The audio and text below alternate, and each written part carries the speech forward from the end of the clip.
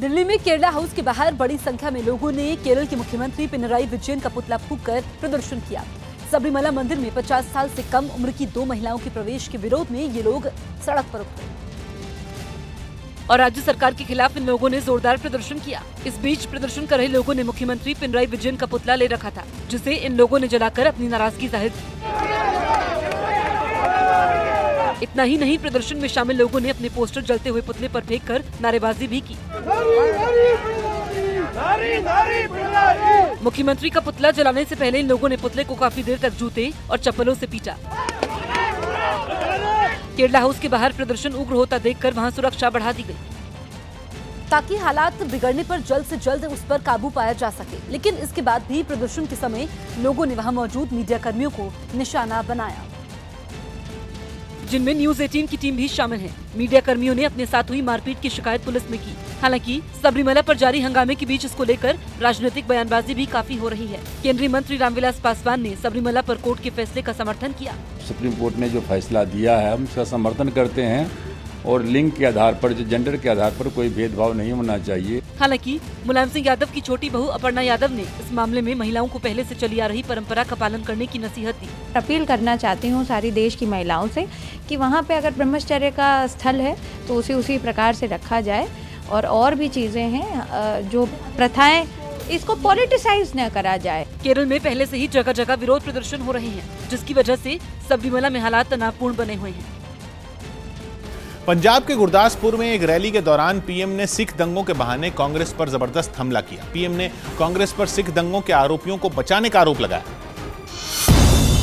साथ ही उन्होंने सिख दंगों का मुद्दा उठाते हुए इशारों में कमलनाथ पर भी निशाना साधा और उनको मध्य प्रदेश का सीएम बनाने पर सवाल खड़े कर दिए। जो आज भी दंगों के आरोपियों को मुख्यमंत्री पद का पुरस्कार दे रहे हो, उन लोगों से पंजाब समेत पूरे देश को सतर्क रहने की जरूरत है।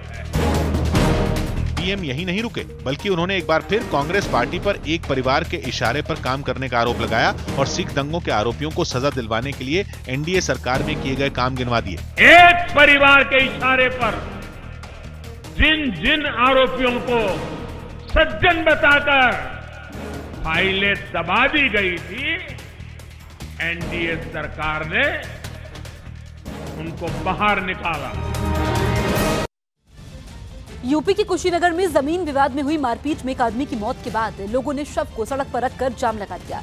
ये लोग आरोपियों पर कार्रवाई और पीड़ित परिवार को सरकारी मदद देने की मांग कर रहे थे, जिसकी सूचना मिलते ही कई थानों की पुलिस को जाम खुलवाने के लिए मौके पर भेजा गया। लेकिन जाम खुलवाने में पुलिस वालों के पसीने छूट गए। काफी देर तक ये लोग सड़क पर ही शव को रखकर वहां डटे रहे। इतना ही नहीं, खफा लोगों ने सूखे हुए पेड़ों को काटकर सड़क पर डाल दिया था। हालांकि पुलिस वालों ने लोगों को समझाने की बहुत कोशिश की, लेकिन उनकी ये कोशिश नाकाफी साबित हुई। हालात बिगड़ते देख एसडीएम को लोगों को समझाने के लिए वहां पहुंचना पड़ा। कानून को हाथ में कोई नहीं लिया, बस आप आगे सब पूरा आक्रोश होता है। एसडीएम ने पीड़ित परिवार को हर संभव मदद का भरोसा दिया। पीड़ित परिवार है, वो गरीब है, तो हमने उसको कहा है कि मृतक है, उसके जो आश्रित है उनको पारिवारिक लाभ योजना का लाभ दिलवा देता हूं। पुलिस ने पीड़ित परिवार की शिकायत पर आरोपियों के खिलाफ मामला दर्ज कर लिया।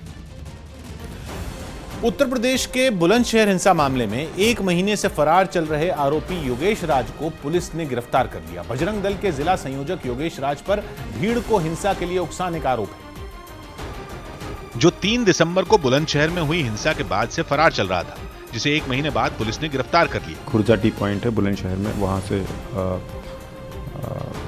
सूचना पे गिरफ्तार किया गया है और उससे पूछताछ अभी की जा रही है। आगे की जो भी विधिक कार्रवाई है वो की जाएगी पूछताछ के बाद। वहीं बुलंदशहर हिंसा में शहीद हुए इंस्पेक्टर सुबोध सिंह के परिवार वालों ने आरोपी योगेश राज की गिरफ्तारी पर खुशी जताई।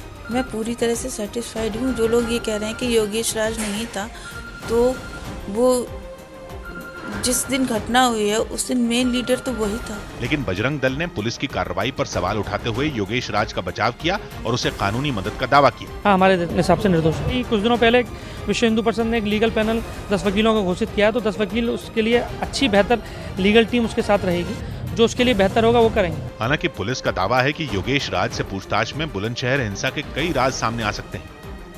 वहीं शहीद इंस्पेक्टर सुबोध सिंह के बेटे अभिषेक सिंह ने भीड़ के हिंसक प्रदर्शन पर चिंता जताते हुए लोगों को खुद की गलतियां देखने की नसीहत दी। वो उन्हें समझना ये चाहिए कि हम खुद क्या कर रहे हैं, एक तरीके से कि मतलब आज हमने बुलंदशहर में करा, कल हमने गाजीपुर में करा, आज क्या करेंगे हम, अगली क्या पूरे भारत में आग लगा देंगे। ऐसे लोगों को ये सोचना चाहिए कि हम कहाँ तक सही हैं और हम कहाँ गलत हैं। यूपी के शाहजहांपुर में बर्तनों के गोदाम में आग लगने से वहां अफरा तफरी मच गई। इलाके के लोगों ने गोदाम में आग लगने की खबर तुरंत दमकल विभाग को दी, जिसके बाद आग पर काबू पाने की कोशिश शुरू हुई। दमकल के कर्मचारी गोदाम के बगल वाली इमारत से पानी की बौछार डालकर आग बुझाने की कोशिश करने लगे। बताया गया कि बर्तनों के गोदाम में अचानक आग लगी, लेकिन वहां प्लास्टिक का सामान भी रखा था, जिससे आग तेजी से फैल गई। कुछ ही देर में आग ने पूरी इमारत को अपनी चपेट में ले लिया। यहाँ लोकल जो फैक्ट्री है उनसे भी मदद लेकर आग बुझवाने का काम चल रहा है। आग को फैलाने से रोकने के लिए पास के घरों को एहतियातन खाली करवा दिया गया। गोदाम में लगी आग की वजह से लाखों के नुकसान की आशंका जताई गई।